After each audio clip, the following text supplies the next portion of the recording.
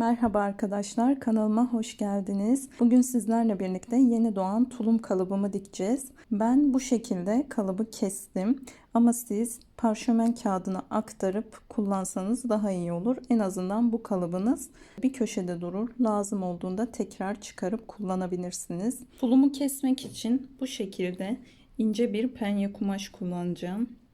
Bu tulumu esnek kumaşlarla dikmeniz gerekiyor. Esnemeyen kumaşlarla dikerseniz tulum kasabilir, yani dar gelir çocuğunuza. O yüzden bu şekilde esnek penye kumaşlar kullanarak dikebilirsiniz. Kumaşı ikiye katlıyorum. Kumaş katı olan yere arkayı yerleştiriyorum.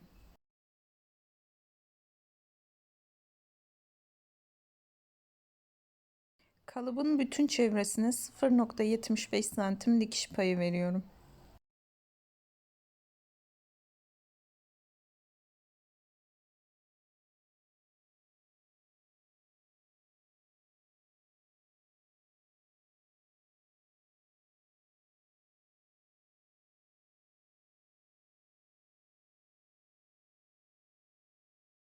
Kolu kesmek için kumaşı ikiye katlıyorum. 2 adet keseceğim.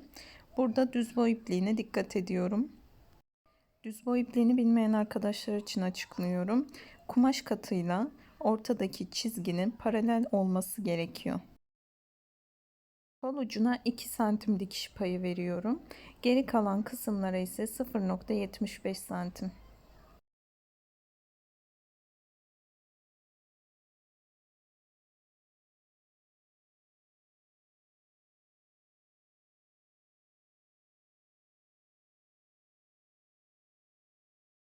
Yakaya dikiş payı vermeden kesiyorum.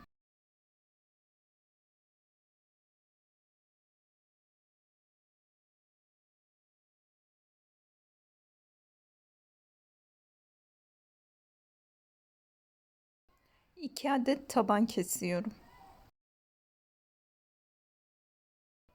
Kalıptaki çıt işaretlerini kumaşa aktarmayı unutmayın. Ayaküstü için 2 tane kumaş kestim. Ön parçayı kesmek için kumaşın düzü, kalıbın da düz yüzü bize bakması gerekiyor. Burada gördüğünüz gibi düz boy ipliğini ayarlıyorum.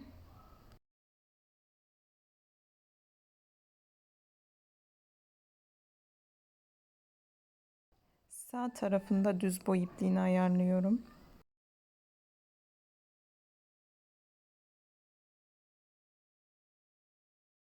Dikiş payı verip kesiyorum.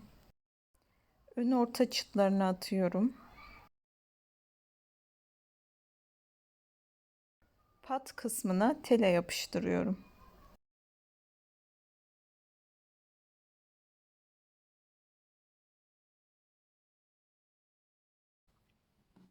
Çıt aldığım işaret yerlerini bu şekilde içeri kıvırıp ütüledim. Bu şekilde yaparsanız dikmesi daha kolay olur.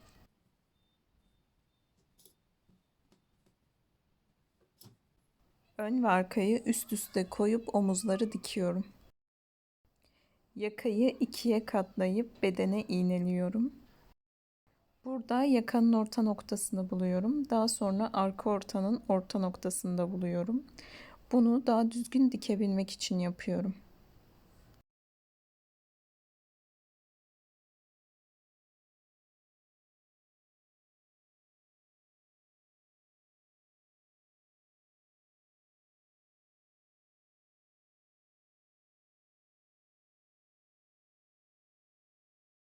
Yakayı çıt işareti aldığım yerde bitiriyorum. Daha sonra pat kısmını bu şekilde dışarı doğru katlayıp dikiyorum.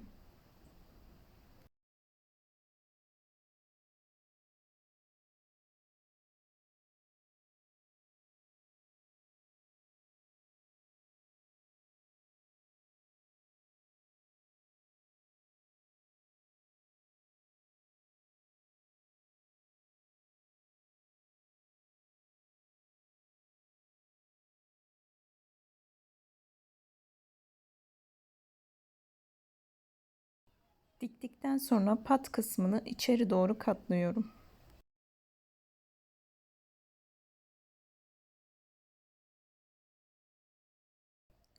Şimdi ise pat kısmının üzerinden dikiş geçiyorum.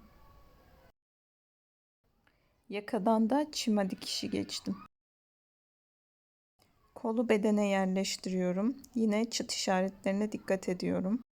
Kol kalıbında bir tane çıt işareti var. O ön kısım demek.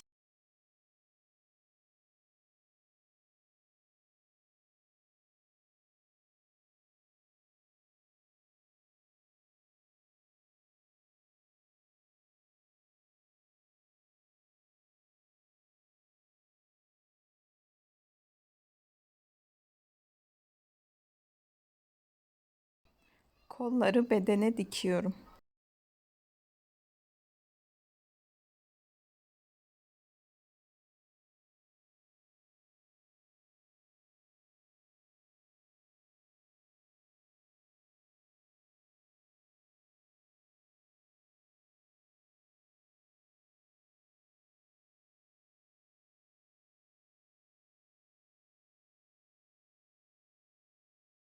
Ayaküstü parçasını düzgün yerleştirebilmek için çıt işaretleri alıyorum.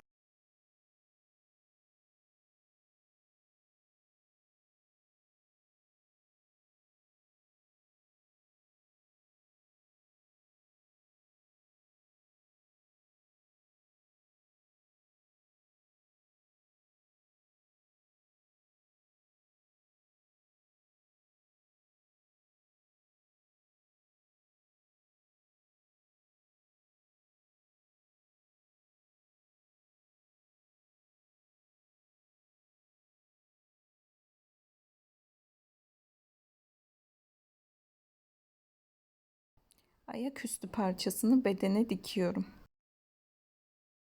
Şimdi ise kol ve yanları birleştireceğim.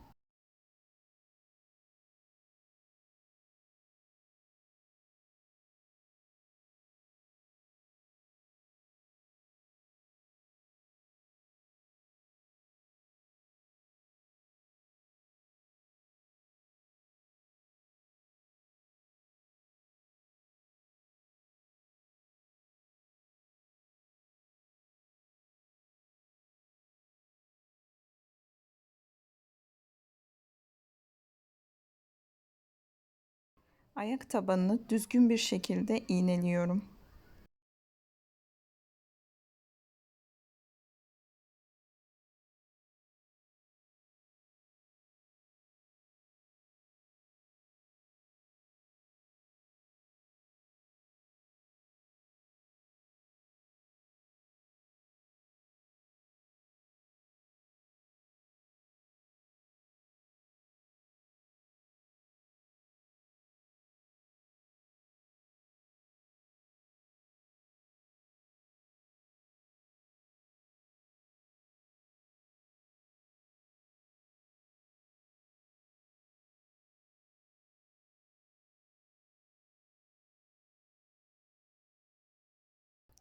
Diktikten sonra görüntüsü bu şekilde olacak. Kol ağzı kısmına 4 santim çiziyorum.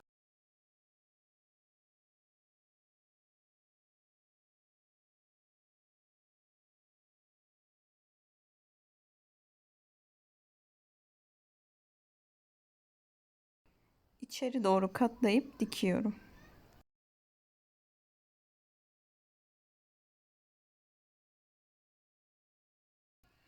Kalıbın çıt çıt yerlerini deldim. Bu şekilde bedene yerleştiriyorum ve işaret alıyorum. İşaret aldığım yerlere bebe çıt çıtı bastım. Yeni doğan tulumumuz hazır. Kalıbı satın almak isterseniz açıklama kısmına linkini ekliyorum. Kalıp hakkında yorumlarınızı bekliyorum. Videomu beğenmeyi unutmayın. Yeni videolarda görüşmek üzere. Hoşça kalın.